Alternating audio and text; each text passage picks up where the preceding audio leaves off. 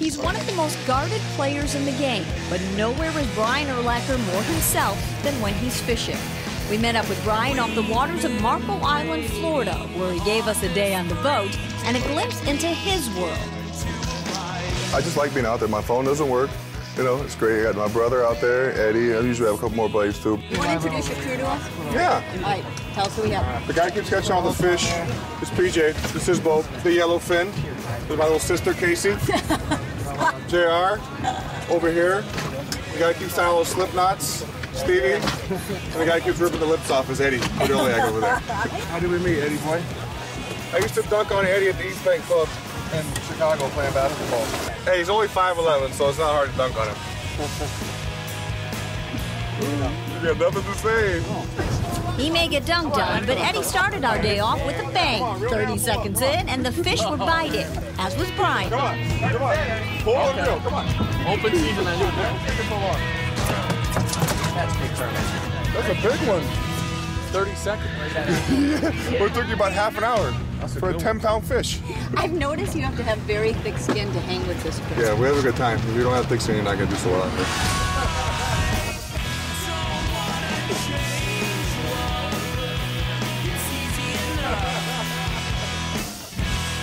You were very confident as we came out here. Now, how would you assess things? As a whole, we're doing good. Individually, I'm not doing so hot right now. I caught one little, what I catch, a lane snapper. This guy keeps tying me slip knots. I don't know what's wrong with my fish. That's the one I caught right there. JR caught the same one. I got the I'm not doing so well. But we got a lot of fish in the boat though right now. How many we got? How many we got in there? We went off good there. We got a permit right out of the gate and then kind of slowed down. But we're back on now. We're back on the fish again. Got Lauren's first fish of the day here. It's a yellowtail snapper. I've earned my keep. You earned your keep. Let's get another one. But fish weren't the only thing some of us were catching. 2 of the 9 people on board wound up getting sick. You can probably guess which 2. How do you feel? I don't feel good right now. I'm a little queasy. I think you are too. I don't know. I'm not doing good right now though. I know that much. How nauseous were you really? I started out good. You know, I knew I was going to get queasy. I always get queasy. I think the heat does it more than anything. I was very disappointed. My brother got, they got pictures of me throwing up on the side of the boat. We got a fish. I know, this is better. Bro, you all right, bro? How about a raw pork sandwich? Eggs real runny. That's okay. I'll do it to them one of these days. I'll return the favor. Who wants some sushi? But my favorite part was still you over the boat, throwing up, and then watching that line get a little bite next to you. And like that, you just jumped up and grabbed that fish. Fish, you can't let the fish go. It's like once I threw up, I was back to normal. And back to his game, finally hooking the big one. The battle was on, and not just with the fish. It's just fun to relax, if you call it relaxing, getting yelled at the whole time when you're trying to catch a fish. I can't stand it when I have a big fish on it, everyone's yelling at me. Or what I think is a big fish, you know. It's a fight, so you're pushing and pulling, everyone. Oh, reel down, pull up, reel down, pull up. I know what to do, don't tell me. And they're yelling at me the whole time, but I do the same thing to them, so it makes it more fun. It stresses you out when you're catching the fish. It really does. You're like, in your head. If I lose this fish, they're gonna kill me the whole day. That's what you're thinking, or I'm thinking in the back of my mind. So you don't want to snap it off, but it's just stressful, but it's fun because like, there's no phones. It's your buddies, you're fishing, and there's no worries out there. This is unreal. Honestly pathetic. Cow. This is like, what's the equivalent? Adrian Peterson running for 250 yards? On Monday Night Football? Hey, what's playing at the midnight show? All right, quit messing around. Let's land this. All right, let's go. Well, hold on. You don't muscle him, JR. We ripped the lips off and all that bad stuff. He likes positive reinforcement. We've been working for 35 minutes now. Let me hear some positive reinforcement. Let's try that. You do it again. Come on, Brian. You get him, man. Test on my line.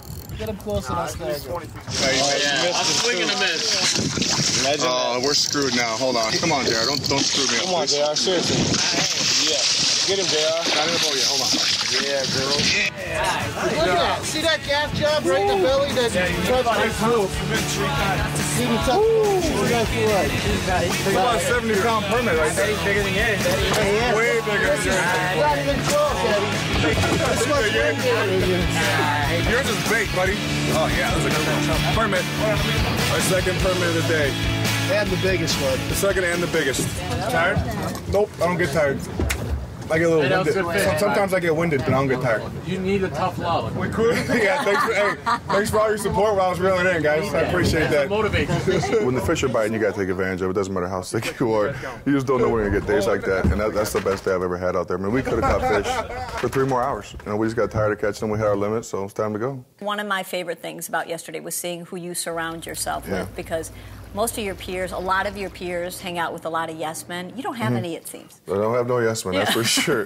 They're no man. They go against everything I say. They go against it. It seems like, but I do the same thing to them though. So I try. You know, we have a good time. They're fun. We do a lot of stuff together. We hang out a bunch back in Chicago, and I have a lot of other good friends like that. All my friends are pretty much smart butts. So if you don't have thick skin, you can't hang out with us. Coming to Chicago and being the man, and I'm sure having everybody trying to get a piece of you. Did you have to sort of learn quickly who to let in and who not? Yes and no. I mean, I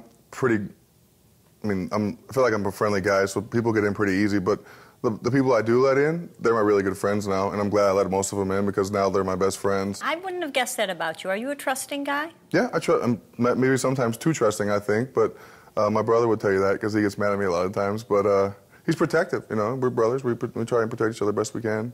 It's funny because when I do research on you before an interview, the way that you were described going into the league, it was charmingly naive, gullible, down home country, kind of, that was the vibe around you then. Are you still that guy? I'm the same guy. You know, I still feel like I'm not naive as much as I was back then. I was raw. I didn't know, you know. I'm from New Mexico, from a small town in New Mexico. I went to school in Albuquerque, which was really big for me at the time. It was 700,000 people. That was huge. Coming from 8,000 to 700, then going to 10 million in Chicago is a huge jump, you know. And maybe I wouldn't say naive, but I was maybe a little raw. I'll say that. I didn't know what to expect or what was going on or why people were talking to me all the time. I know you don't care what other people think of you, but what do you think people think of you? I don't know what people think of me, to tell you the truth. I know what my friends and my people who know me think of me, and that's really all that matters to me and my family, which, you know, maybe I shouldn't be that way, but I'm not too worried about what other people think. That's a 31-year-old talking. Would you have said that at 23? I used to get, you know, I took things personal back then, you know, because the media was marketed so big in Chicago. I never dealt with that before, and I got there, and when there was something bad about me, I was like, why are they writing this? You know, I don't feel like it's not true, or maybe it was true, but I didn't think it was true, you know, and people had a lot of opinions, so I did get a little sensitive early in my career. Coming up on Vizio Profiles, one of his toughest opponents to conquer, Brian Urlacher versus the media.